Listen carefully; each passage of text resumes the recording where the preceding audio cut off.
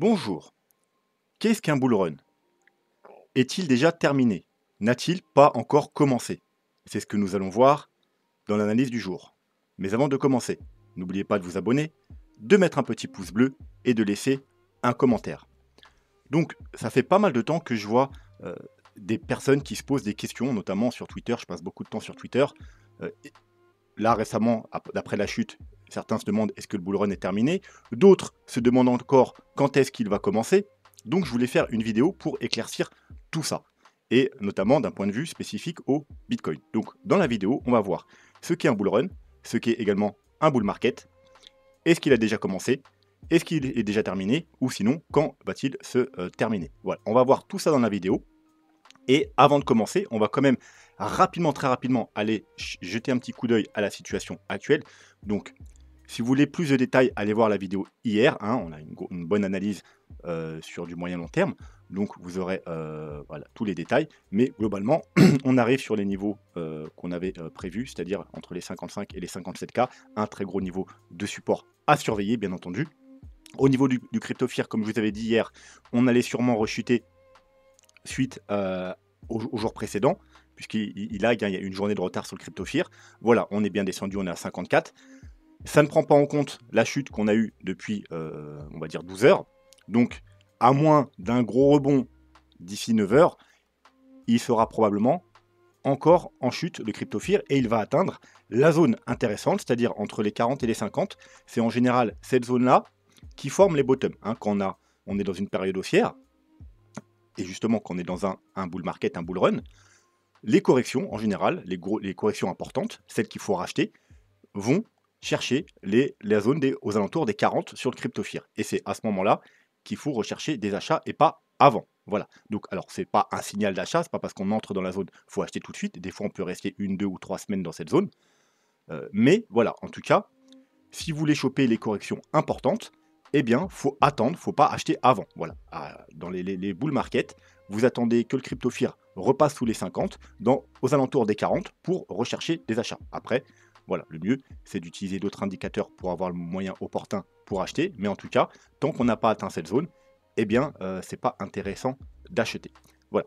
Donc, on va pas passer plus de temps sur le Bitcoin. Comme je vous ai dit, allez dans la vidéo d'hier et vous aurez toutes les informations nécessaires. Aujourd'hui, on va se concentrer sur ce qui nous intéresse, le bull run. Donc, premièrement, il faut définir qu'est-ce qu'un bull run et qu'est-ce qu'un bull market. Parce que oui, c'est deux choses différentes et beaucoup font la confusion entre les deux. Donc, d'une façon simple, ceux qui ne parlent pas anglais, il suffit d'aller faire une traduction. Bull market. Donc, bull market, c'est un marché haussier. Hein. Littéralement, bull, c'est taureau. Donc on pourrait même dire marché du taureau. Mais en fait, dans les marchés financiers, le taureau représente la hausse et, à l'inverse, l'ours représente eh bien, la baisse. Donc, un bull market, c'est un marché haussier. Un bear market, c'est un marché baissier. Et quand on parle de marché haussier ou baissier, on parle en général sur du moyen long terme. C'est-à-dire, si vous voulez une échelle par rapport à des time frames, on parle sur du weekly. Voilà. Alors, bien évidemment, si vous prenez des très gros time frames, comme par exemple, voilà, le 6 mois, eh bien finalement, le Bitcoin est en marché haussier depuis sa création. Il a suivi juste des petites corrections mineures. Et à l'inverse, si vous prenez du très petit time frame, et bien là, vous voyez qu'on est sur, en une heure, on est sur un marché baissier. Hein, donc on pourrait dire qu'on est sur un bear market. Mais voilà, factuellement, quand on parle sur les petits time frames, on va plutôt dire c'est des tendances, voilà, tendances baissières. Donc pour avoir un marché haussier ou un marché baissier, c'est sur des gros time frames, donc environ, on va dire, le weekly. Voilà, prenez un graphique du Bitcoin, vous pouvez voir qu'en weekly, là on a une tendance haussière, donc un bull market, là on a une tendance baissière, un bear market.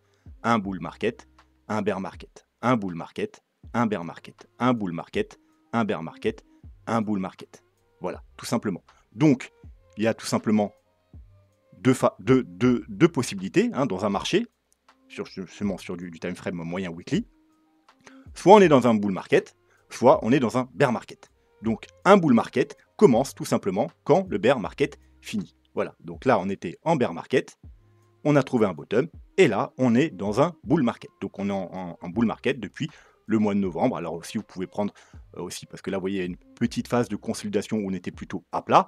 Donc au pire des cas, voilà, vous voyez, hop là, ici, et bien quand on a cassé ce petit bottom, hein, où on pouvait dire c'était un peu la transition entre le bear market et le bull run, voilà, vous pouvez, au pire des cas, le bull market a commencé au mois de janvier. Alors vous pouvez prendre le bottom précis au novembre ou là, à la fin de la petite consolidation au mois de janvier. Et depuis le mois de janvier, on est en bull market, on est en tendance haussière weekly avec des plus hauts toujours plus hauts et des plus bas toujours plus hauts selon la théorie de Dow. C'est comme ça qu'on identifie les tendances baissières et les tendances baissières. À l'inverse, ici, des bas toujours plus bas et des bas toujours plus bas et des hauts toujours plus bas. Tendance baissière.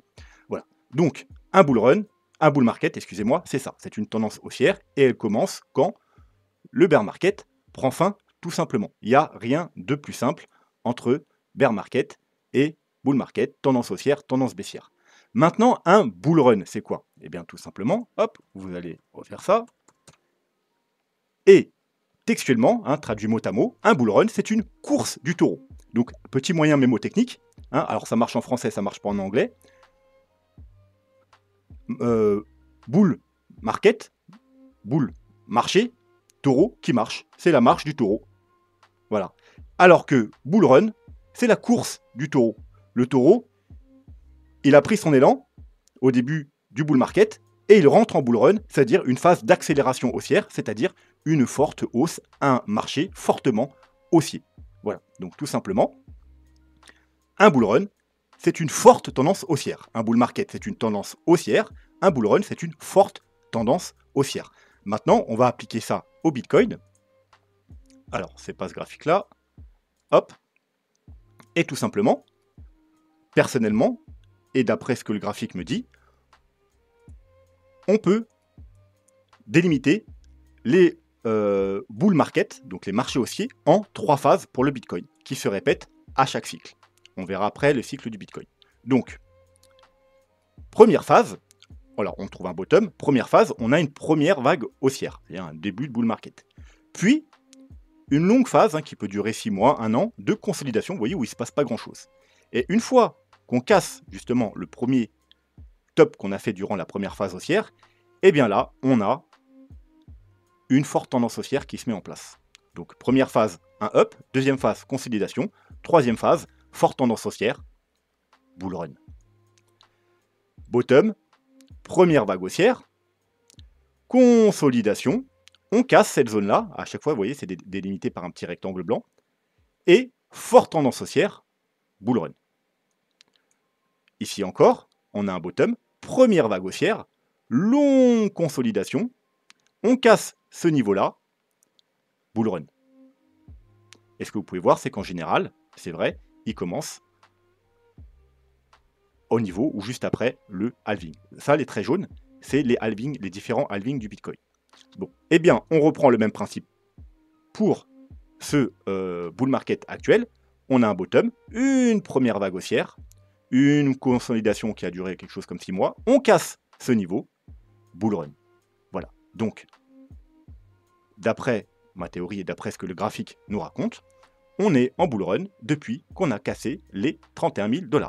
Bull market, il a commencé là, bull run a commencé là, forte tendance haussière.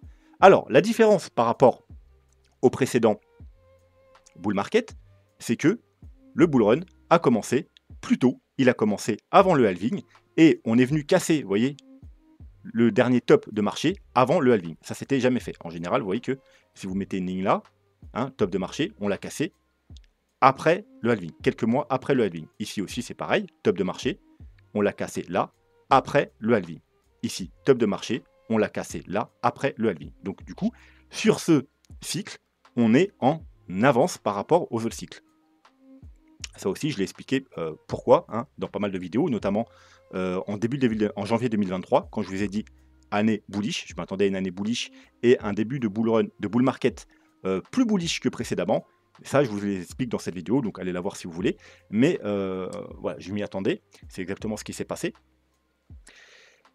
Mais voilà, donc du coup, il y en a qui ont comme définition, bull run, pour eux, c'est la phase après le halving. Alors, bon, c'est pas déconnant. C'est vrai que ça peut marcher aussi. La phase après le halving, effectivement, vous voyez, de toute façon, pour les marchés, pour les bull market précédents, ça correspondait à peu près justement à la cassure d'ici. Vous voyez, on casse, hop, on latéralise, et puis après le halving, ça décolle, on casse, on latéralise un peu, on corrige. Vous voyez, d'ailleurs, au halving, souvent, on a une petite correction. C'est le fameux buy the rumor, sell the news.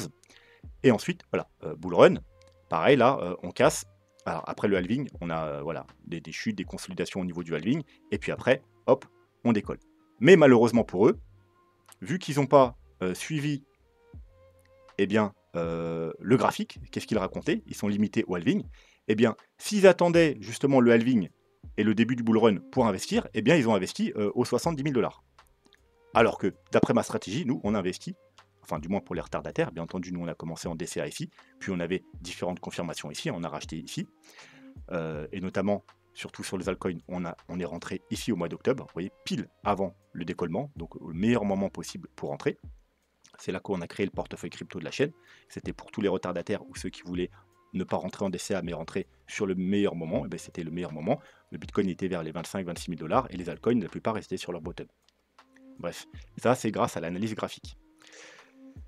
Voilà, donc ensuite, comme j'avais dit, la dernière opportunité, ce sera quand on cassera ce niveau ici. Et ensuite, eh bien, vu qu'on rentrera en bull run, ce sera beaucoup moins intéressant. Voilà, donc ceux qui ont pour, entre guillemets, définition du bull run à partir du halving, bah, c'est con, voilà, vaut mieux rentrer aux 30 000 $ qu'aux 70 000 $, bien évidemment. Donc ma définition, je pense qu'elle est meilleure. Voilà, donc maintenant vous avez la définition d'un bull market et d'un bull run. On est en bull market depuis novembre-janvier 2023 et on est en bull run depuis, eh bien, tout simplement le mois d'octobre 2023, depuis qu'on a cassé les 31 000 $. Maintenant, la question qui se pose, puisqu'on a défini que le bull run était déjà commencé, le bull market est déjà commencé depuis plus d'1 an, le bull run est-il fini? Alors là, c'est une question un peu plus complexe. C'est possible. Alors, c'est pas, d'après les statistiques, c'est pas à privilégier. Pourquoi? Parce que le Bitcoin, il fonctionne en cycle. Du moins, jusqu'à présent. Un cycle d'environ 4 ans qui est rythmé par les halvings. On peut voir que à chaque fois après le halving, comme on a vu, eh bien, il continue sa hausse et ça finit à peu près, on va dire, au moins 1 an après le halving, on a le top de marché. 1 an après le halving, on a le top de marché. Seulement là, vous voyez, eh bien, on est sur le halving. Donc, si jamais on devait avoir déjà fini le bull run, ce serait une première. Après, voilà, tout est possible. La preuve, on n'avait jamais fait de plus haut avant le halving. Là, ça s'est produit. Donc, pourquoi pas. On l'avait déjà émis l'hypothèse que le bull run pourrait se finir plus tôt. Mais là, c'est vrai que c'est un peu tôt. Donc, statistiquement, il y a quand même plus de chances que le bull run soit pas terminé et qu'on ait encore quelques mois de hausse et que ce soit juste une correction. Si on prend par exemple par rapport aux vagues d'Elliott, vous savez que je fais d'Elliotisme. Alors encore une fois, il y a une vidéo en lien pour si vous voulez voir ce qui se passe, comprendre les vagues d'Elliott. Mais un marché haussier se fait en 5 vagues. Et là, dans le scénario le plus bear, on a fait une vague. Alors je vais vous montrer rapidement. Voilà, on aurait fait une première vague haussière, une correction, une deuxième vague haussière. Là, on serait dans une correction. Et au minimum, ça c'est le scénario le plus bear, il nous reste au moins un up pour finir le bull run. Donc théoriquement, il y a peu de chances quand même que le bull run soit déjà terminé, mais ce n'est pas à exclure. On verra en fin de vidéo justement le scénario bear qui nous dirait un bull run déjà fini. Mais avant ça, on va s'intéresser plus particulièrement justement au halving et au cycle du Bitcoin.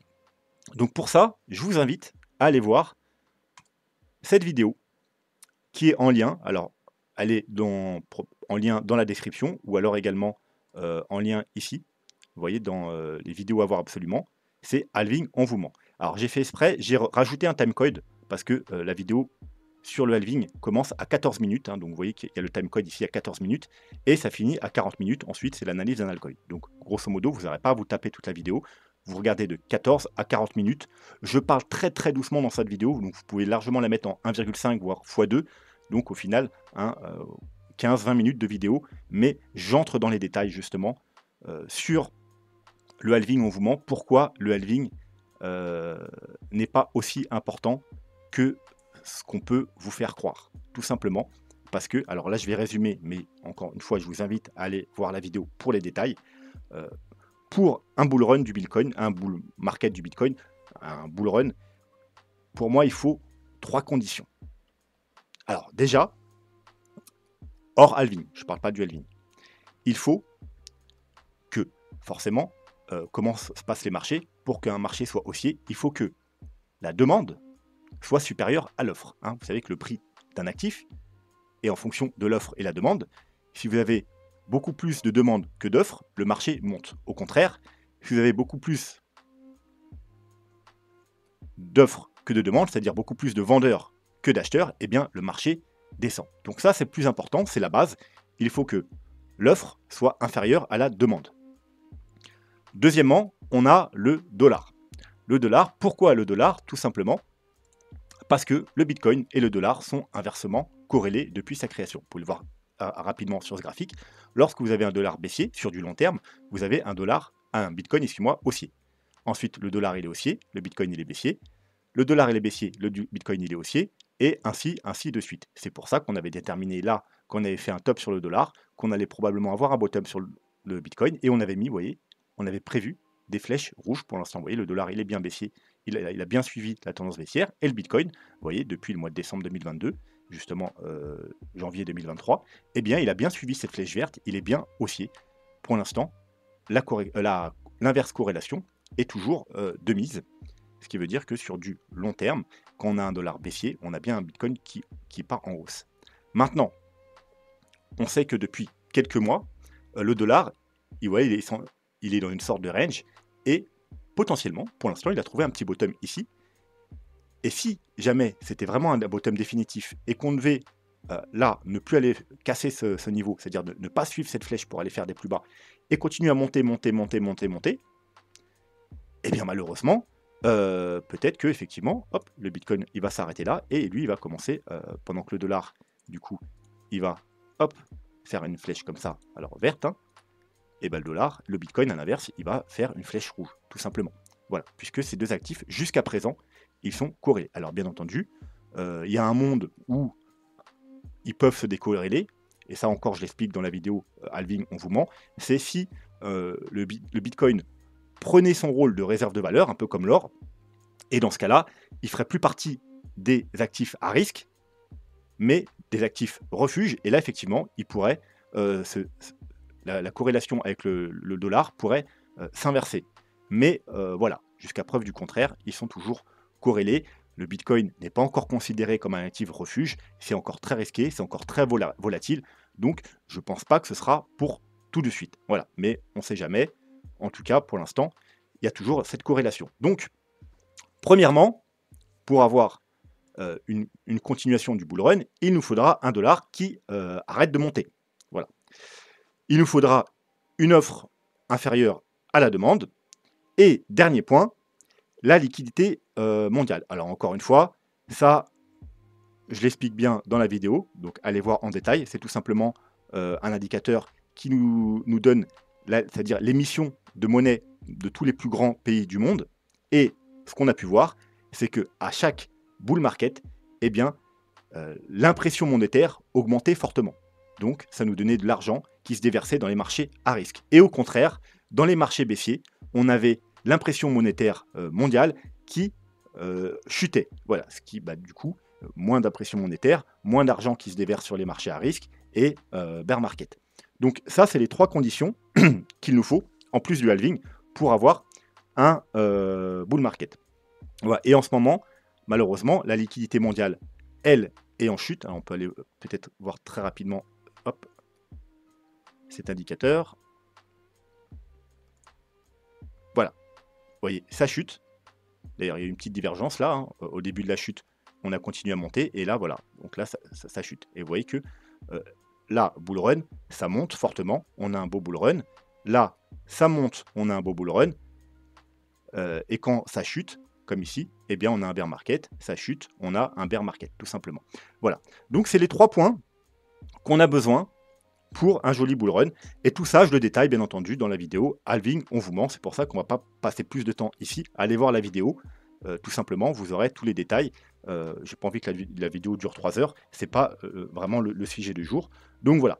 Donc le halving, malheureusement, il ne suffit pas à lui-même. Alors certes, encore une fois, j'explique tout dans la vidéo là, mais au début, il avait un fort impact. Pourquoi? Tout simplement parce qu'au début, il n'y avait pas beaucoup de Bitcoin. Et les Bitcoins, il y avait quelques millions de Bitcoins sur les 21 millions au total. Et chaque bloc validé rapportait 50 Bitcoins. Puis après le premier halving, il y a eu une forte chute. C'est passé de 50 à 25, donc divisé par 2. Mais ça fait 25 Bitcoins en moins. Et déjà, il n'y avait pas énormément de Bitcoin, mais en plus, on réduit par 2, donc forcément, ça a un fort impact. Mais ensuite, vous voyez, ça c'est toujours divisé par 2, mais finalement, si on prend en termes de chiffres, on passe de 50 à 25, donc on enlève 25, et là, on n'enlève plus que 12,5. Là, on enlève plus que 6,5, et là, on n'enlève plus que 3,5. À savoir qu'actuellement, il y a pratiquement 20 millions de Bitcoin en circulation. C'est 19 millions quelque chose, sur les 21 millions au total. Ça veut dire qu'on a plus que 93% des Bitcoins qui sont déjà en circulation. Donc, bien évidemment, la diminution de 3 Bitcoins par bloc a beaucoup moins d'incidence, alors qu'on a déjà 93% des Bitcoins en circulation. Finalement, il ne nous reste plus que 7% à voir. 7% qui vont être délivrés en 100 ans encore. Je crois que c'est jusqu'en 2130 ou 140 que les Bitcoins vont être émis, puisqu'à chaque fois, ça va se diviser par 2. Il y en aura de moins en moins. Donc, bien évidemment, là où on avait 10, 20, 30, 40% seulement de la supply disponible et des fortes décroissances entre deux halvings, là maintenant qu'on a déjà 93% des bitcoins en circulation, et bien finalement quasiment tous les bitcoins ils sont déjà là. Donc la diminution de l'offre, ça c'est de l'offre, les mineurs quand ils minent, c'est des nouveaux bitcoins qui sont émis et donc qui peuvent être vendus sur le marché, a beaucoup moins d'impact que lors des premiers halvings.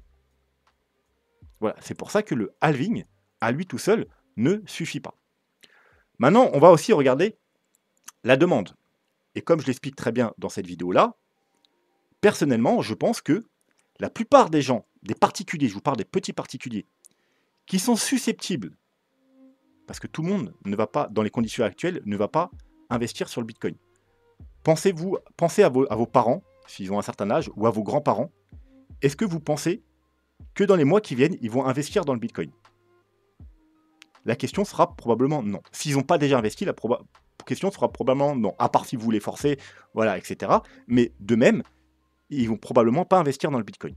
Toutes les personnes qui n'ont pas déjà investi dans le Bitcoin ne vont probablement pas investir dans les mois qui viennent parce que toutes les personnes susceptibles d'avoir investi dans le Bitcoin l'ont déjà probablement fait. Pourquoi? Parce que, encore une fois, je détaille tout dans la vidéo, mais à cette époque-là, c'était très peu connu de Bitcoin. Il y avait très peu de personnes qui le connaissaient. Ici, ça a commencé à se faire connaître. Donc, ce bull market a effectivement été dirigé, surtout la fin, par l'afflux de petits particuliers. Également ici, ce cycle-là. Alors ici, déjà, il y avait déjà beaucoup plus de monde qui connaissait le Bitcoin. Elle était quasiment inconnue. Là, il y avait probablement 40 ou 50% des personnes qui connaissaient déjà le Bitcoin. Et là, durant cette phase-là, maintenant, quasiment tout le monde connaît le Bitcoin. Comme je l'avais dit dans la vidéo, moi, j'ai commencé en fin 2017, quand je parlais du Bitcoin, il y a plus d'une personne sur deux qui ne connaissait pas le Bitcoin. Donc il y avait grand max 30-40% qui connaissaient le Bitcoin. Mais depuis 2021, à chaque fois que je parle du Bitcoin aux gens, tout le monde connaît, tout le monde a au moins entendu une fois parler des crypto-monnaies ou du Bitcoin. Alors pas tout le monde, mais au moins 80-90%. Donc, s'ils connaissent déjà le Bitcoin et qu'ils n'ont pas investi à 3 000, à 20 000, à 30 000, etc., il y a très peu de chances qu'ils investissent maintenant à un Bitcoin à 60-70 000 $. Voilà, donc pour moi, les petits particuliers, la plupart de ceux qui sont susceptibles d'investir, ça veut dire qu'ils ont les capacités, qu'ils ont le mindset, qu'ils ont aussi, qui sont un peu dans l'investissement, ils ont déjà investi. Les autres, pour qu'ils investissent, il faudra des grands changements drastiques, une démocratisation, une simplification pour intéresser le reste de la population qui n'a pas encore investi. Et je ne pense pas que ça va être pour tout de suite, malheureusement. Donc, au niveau de l'offre et de la demande, comme je vous l'avais dit il y a plusieurs mois, eh bien, ce bull run ne sera probablement pas porté comme les précédents par les petits particuliers, mais par les gros portefeuilles, notamment grâce aux ETF.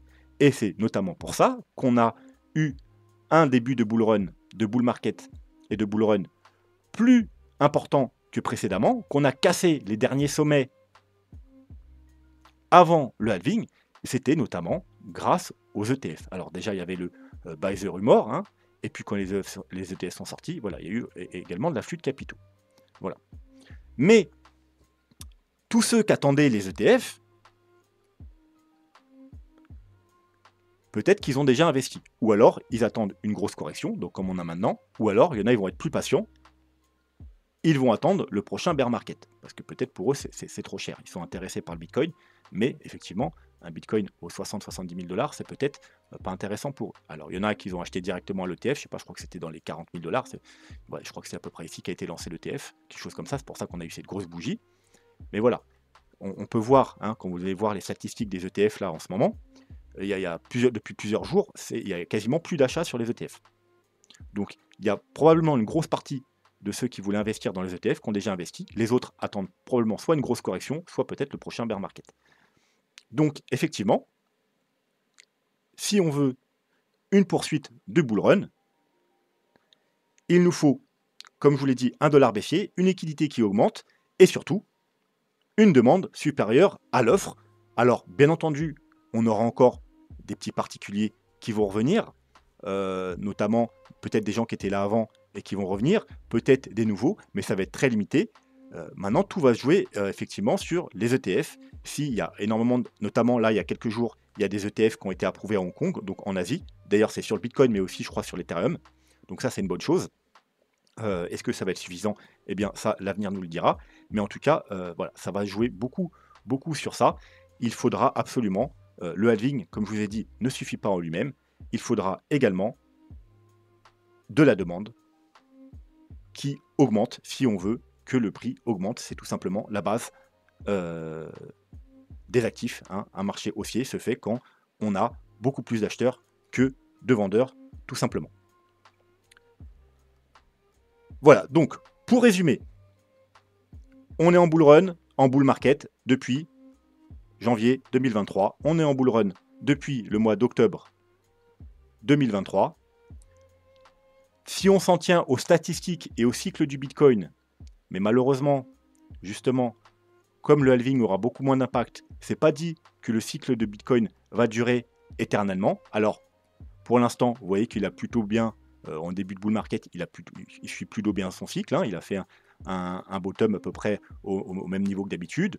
On a eu une belle hausse, on a eu les trois phases, comme je vous ai dit, première phase, deuxième phase, troisième phase. Pour l'instant, on suit bien les cycles précédents.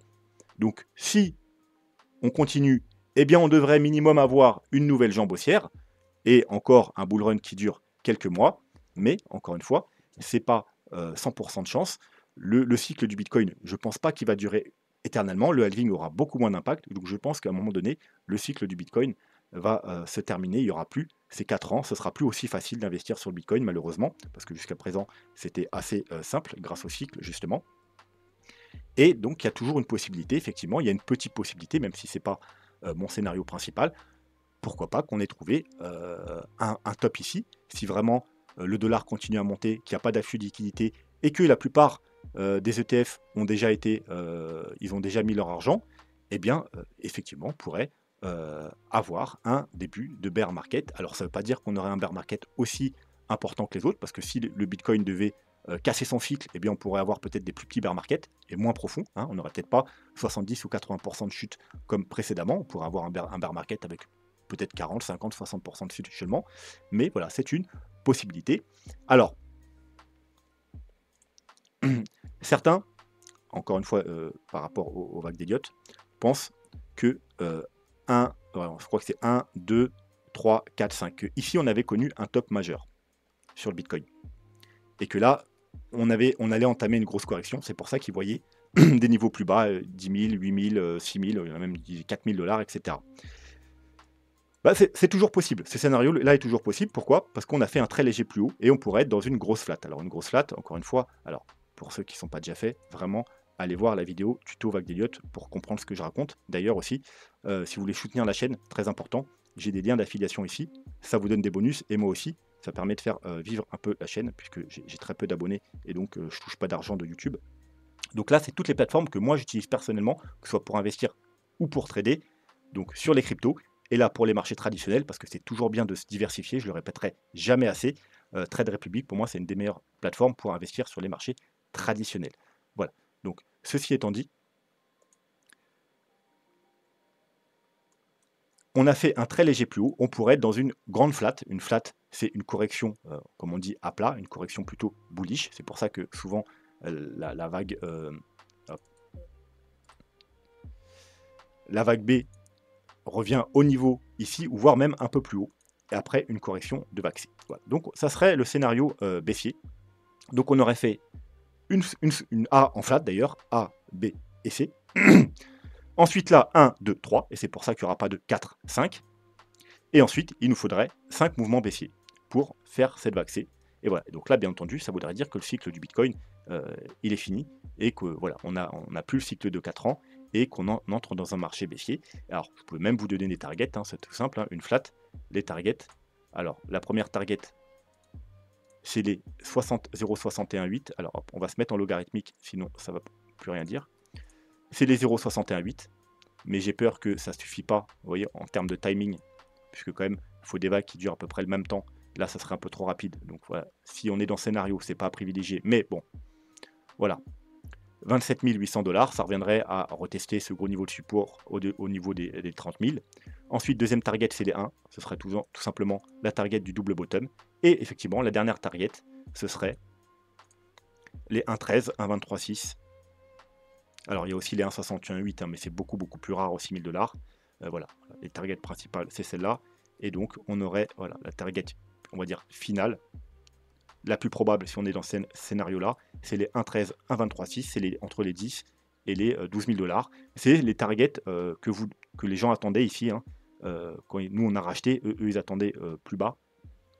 Et voilà, ce serait un scénario comme ça, avant de reprendre la hausse. Et donc, voilà, malheureusement, on commencerait un nouveau bear market. Voilà, après, on pourrait s'arrêter là ou à 1,61,8, mais il nous faudrait en tout cas 5 vagues baissières. Voilà, alors c'est pas du tout un scénario que je privilégie, mais c'est un scénario qui est plausible si vraiment on devait avoir trouvé un top ici et qu'on soit effectivement dans une grosse correction. Ça voudrait dire qu'on corrigerait en gros toute cette phase haussière, puisqu'on aurait fait 5 vagues haussières ici, et donc là on corrigerait plus de 10 ans de hausse, donc c'est normal qu'on ait une grosse correction qui s'étende sur plusieurs années. Voilà, donc ça c'est le scénario bear. Encore une fois, c'est pas celui que je privilégie. Moi je privilégie toujours qu'il nous manque au minimum une vague et qu'on va encore avoir quelques mois de bull run, et que là on est simplement dans une correction avant d'aller plus haut. Voilà, je pense qu'on va s'arrêter là pour aujourd'hui. Si vous avez des questions, n'hésitez pas en commentaire, je réponds à toutes les questions. Si vous voulez également que j'analyse vos altcoins préférés, mettez-les-moi en commentaire, on fera ça dans les prochaines vidéos de la semaine. Et abonnez-vous si ce n'est pas déjà fait, bien sûr. Un petit pouce bleu, ça fait toujours plaisir. Sur ce, moi je vous souhaite une très bonne soirée et je vous dis à demain. Tchuss.